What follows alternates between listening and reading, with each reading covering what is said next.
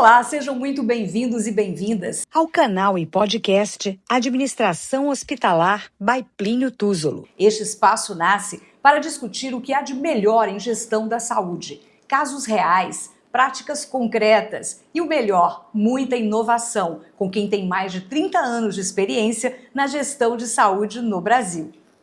Eu sou Adriana Vieira, jornalista e CEO da Intermídia Comunicação Integrada, e tive a honra de receber o convite do meu amigo Plínio para comandar as entrevistas neste canal. Plínio, além de trazer toda a sua bagagem e experiência, vai também compartilhar conosco convidados da grande rede de contato que ele tem em todo o Brasil, porque ele é diretor da Federação Brasileira dos Administradores Hospitalares.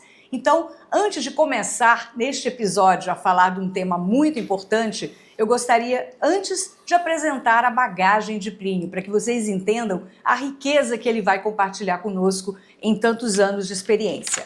Plínio é formado em administração de empresas com especialização em gestão hospitalar e ele iniciou sua trajetória na área de saúde em 1978, em São Paulo, como assistente do conceituado Hospital São Camilo, atendendo ao convite do seu professor na época e grande mestre e mentor, que é também uma referência na saúde, o padre Niversindo Antônio Querubim, do Grupo São Camilo.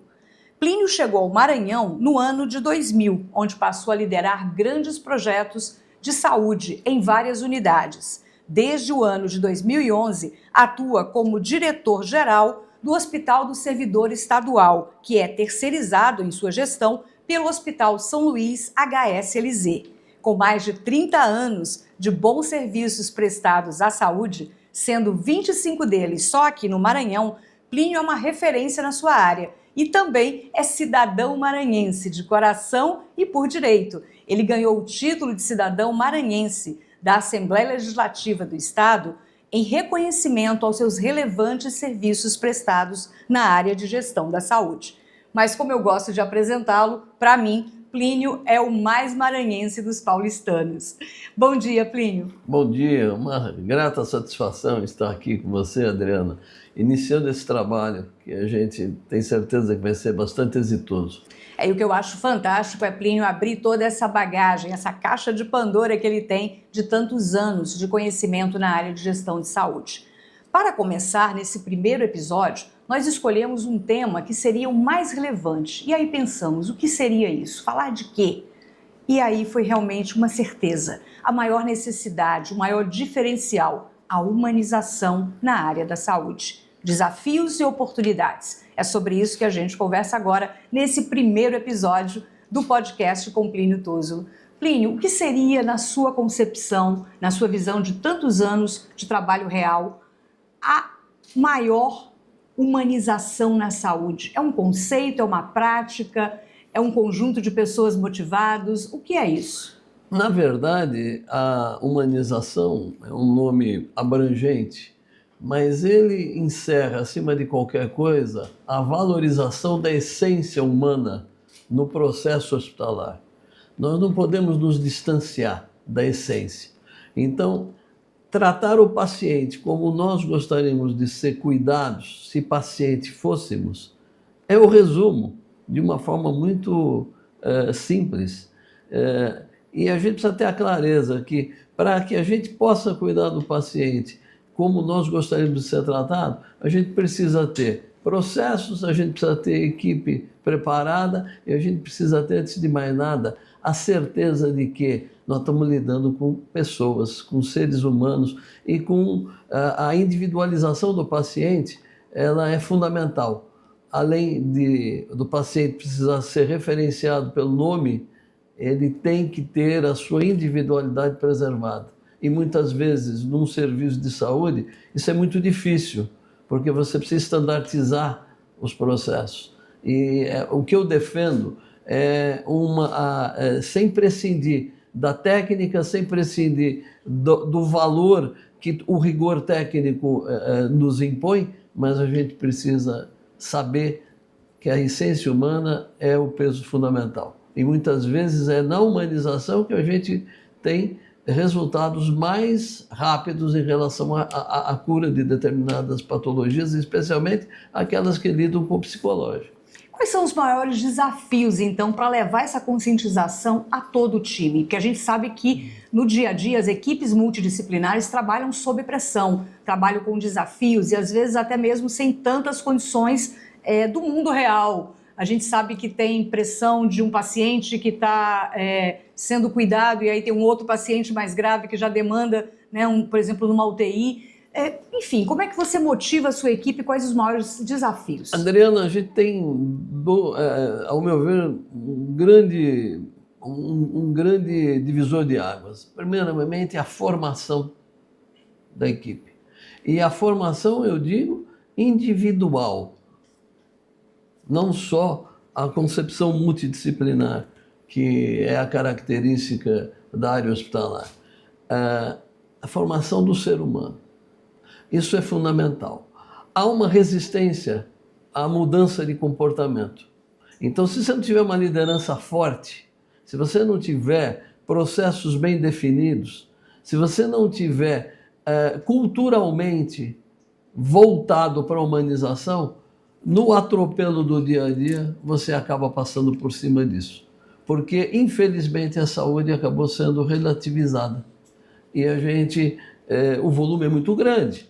As demandas são crescentes e nem sempre a equipe tem aquela clareza de que é fundamental tratar o paciente naquelas características fundamentais que, como pessoa humana, nós precisamos. E qual é a receita, então, que você consegue grandes resultados? Seria com treinamento contínuo, por Treinamento, liderança absolutamente aberta, compartilhamento das ideias e compartilhamento das decisões e a sensibilidade de nos colocarmos na ponta dos processos. Porque se nós não tivermos clareza do que passa, qual é o dia a dia de um paciente que tem acesso ao nosso sistema, a gente não decide bem. Então, nos parece fundamental a gente saber fazer essa empatia ou essa extrapolação de posições. A gente nós precisamos nos colocar como paciente, no acesso à unidade de saúde, independente de que setor seja, ou urgência e emergência, ou ambulatório, ou na própria área de internação, e centro cirúrgico, enfim, nessas diversas nuances que o serviço de saúde enseja.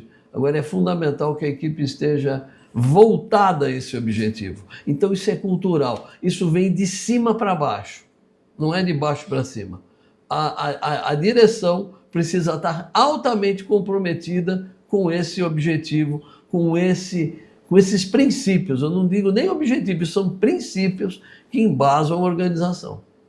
E uma vez que isso é colocado em prática, com muita teimosia mesmo, né? Com muita consistência e insistência, é como você fala, o líder tem que liderar todo dia, tem que dar o exemplo, né? Tem que realmente estar sempre motivando a sua equipe, mas os resultados vêm. E eu gostaria que você compartilhasse conosco, eu vou citar 2 aqui, mas você pode trazer outros, que a sua bagagem é imensa, mas tem 2 resultados do Hospital do Servidor Estadual, gestão HSLZ, que eu acho fantásticos. Um deles foi na pandemia, a humanização exatamente no momento em que era caótico na saúde, né? Você mal está conseguindo trabalhar e operar, e você ainda inovou com a tua equipe e teve um resultado fantástico. Musicoterapia, arte e humanização nas UTIs, nos pacientes quase terminais, e trazendo de volta à vida gente que estava perdendo até a esperança, né?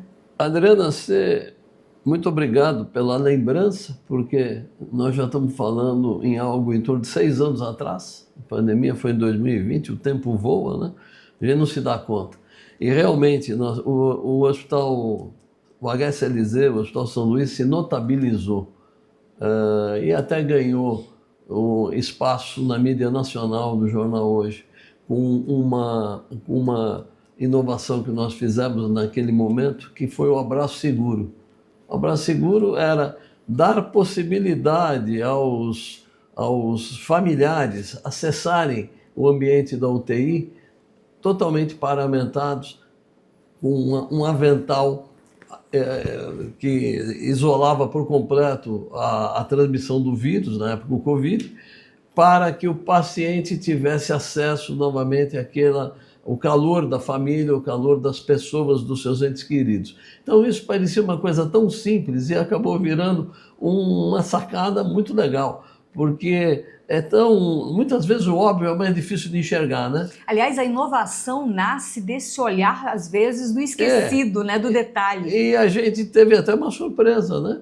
Que a própria Globo teve interesse nesse tipo de matéria e nós fomos muito felizes e o hospital foi destaque.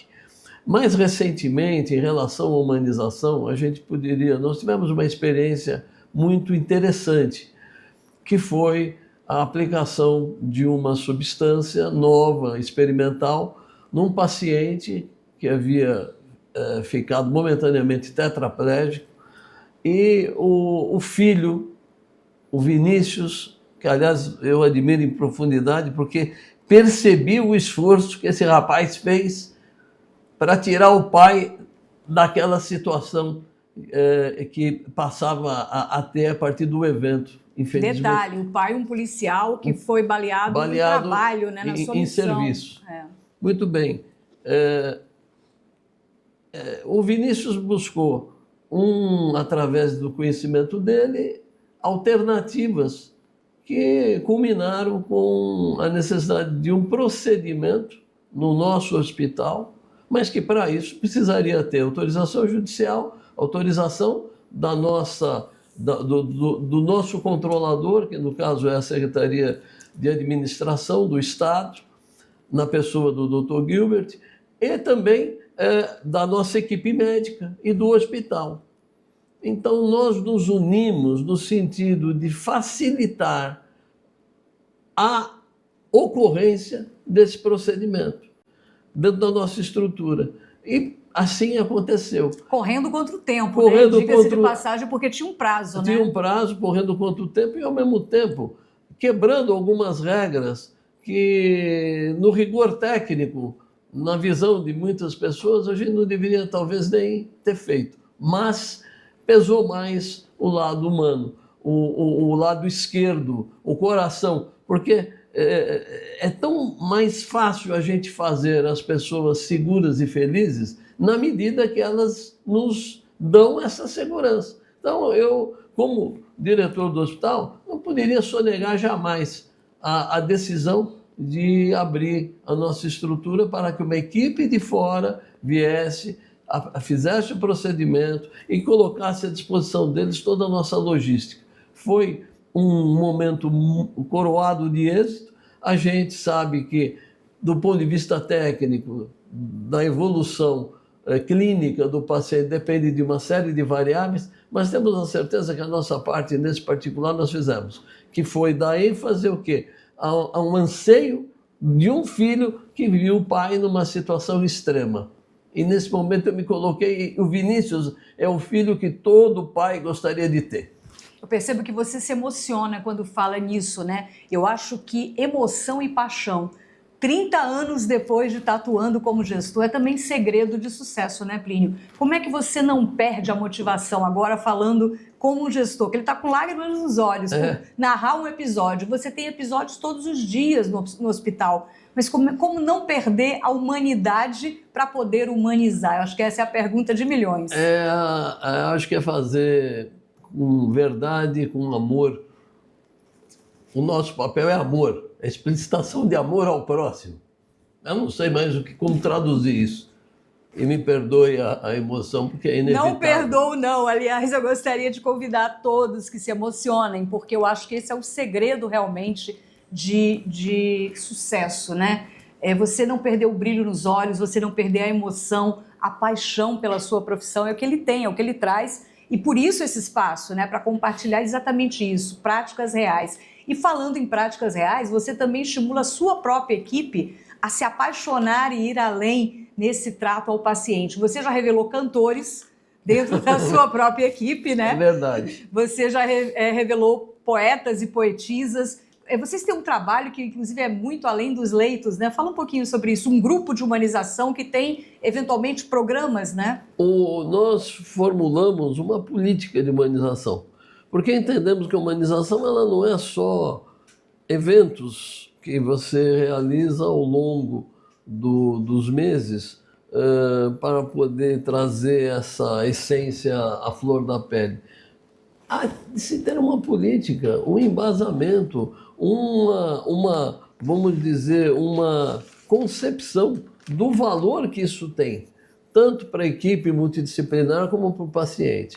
Então, a gente tem trabalhado fortemente, elegemos o ano de 2026 para nós como um ano da qualidade e da humanização. Isso anda de mãos juntas. E o nosso hospital, o Hospital do Servidor, está procurando implementar isso com verdade absoluta em todas as suas linhas. O volume é muito grande. Nós temos 100 mil vidas praticamente, que são ligadas ao FUNBEM. Nós só atendemos servidores do Estado, servidores públicos estaduais, contribuintes do FUNBEM, Fundo de Benefício do Maranhão. E esse volume de vidas hoje alcança quase 100 mil pessoas. Isso é muito significativo. E a nossa estrutura, ela demanda crescimento. E quanto maior ela é, mais complexa para implementar todos esses princípios que eu acabei de enunciar aqui. Você sai da esfera exclusivamente técnica e entra na esfera humana, que é exatamente o ingrediente mais complicado do processo, que é fazer com que as pessoas enxerguem aonde a gente precisa ir, onde nós estamos nos propondo a chegar, para mudar a experiência do paciente, para dar ao paciente aquela segurança que nós precisamos gerar. Então, informações, o respeito, a individualidade dos casos, a forma como a equipe, inclusive, presta uma informação para uma clientela que muitas vezes não tem o domínio 100% de como os procedimentos vão acontecer do ponto de vista ambulatorial, de diagnóstico, na área de urgência e emergência e também na área cirúrgica. É preciso que haja uma comunhão de esforço, é preciso que haja uma crença inquebrantável, que é só com persistência, perseverança, obstinação que a gente chega onde quer.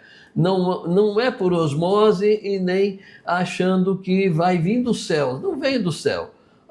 Até do ponto de vista bíblico, né? Para que a gente seja ajudado, nós precisamos nos ajudar, né? Então, vamos fazer a nossa parte, que aí o reconhecimento virá com toda certeza. Esse é que é o nosso trabalho, é aquilo que a gente busca diuturnamente fazer. É a pregação no sentido de que nós devemos quebrar os paradigmas, superar coisas que a gente sabe que precisam ser modificadas, e ter a convicção do êxito.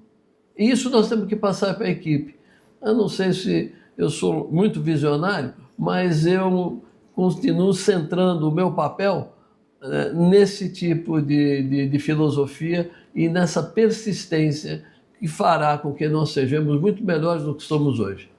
Por falar nisso, eu acho que para concluir a gente poderia deixar essa reflexão, né, para os novos profissionais, os estudantes, enfim, as equipes que estão aí, que fazem a saúde hoje, com tanta inovação, com tanta tecnologia também já associada, né, nos processos de medicina, de gestão hospitalar, ainda é o humano que faz a diferença, né? Ainda é a humanização que vai levar qualidade diferenciada ao hospital A e não ao B, que vai trazer clientes também, até na medicina privada, começa da consulta médica, mas vai também pela assistência prestada por toda a equipe multidisciplinar. É o humano que no final cativa e encanta? É exatamente esse ingrediente que faz a diferença, ao meu ver. As novas gerações, elas estão vindo com um requisito que me parece muito danoso, que é a falta de socialização, há uma ausência de socialização. Os jovens não têm tanto prazer em interagir mais com os outros, como no passado a gente via, porque a tecnologia acabou, a tecnologia e o mundo virtual acabaram se sobrepondo. Então não adianta, a gente pode ter a tecnologia como ferramenta, mas a gente não vai poder jamais substituir a essência humana por qualquer tipo de ingrediente. A essência humana, na minha avaliação, é o fundamental, é aquilo que precisa ser perseguido, mesmo que todo o entorno seja diverso. Mas nós temos que fazer melhor essa extrapolação e é esse esforço de empatia, nos colocar no lugar de quem precisa. Que aula! Obrigada. A gente sai daqui não só mais enriquecidos com conhecimento, com tanta bagagem, com os casos práticos, né, que ele trouxe, mas acima de tudo com essa motivação, com essa lição mesmo de paixão pela gestão hospitalar. É isso, a gente está só começando uma grande viagem. Se você gostou desse episódio, se inscreva no canal, ative o sininho, porque a cada 15 dias a gente terá sempre novos episódios falando sobre temas relevantes. Esse é um canal para te motivar, para te fazer ir além na gestão da saúde no país. Obrigada, Plínio. A gente vai ficando por aqui e te agradece por esse episódio riquíssimo, por essa aula sobre humanização. Eu que agradeço, muito obrigado e um prazer muito grande estar com você, Adriana. A gente volta então daqui a 15 dias em próximos episódios. Até lá e a gente te espera.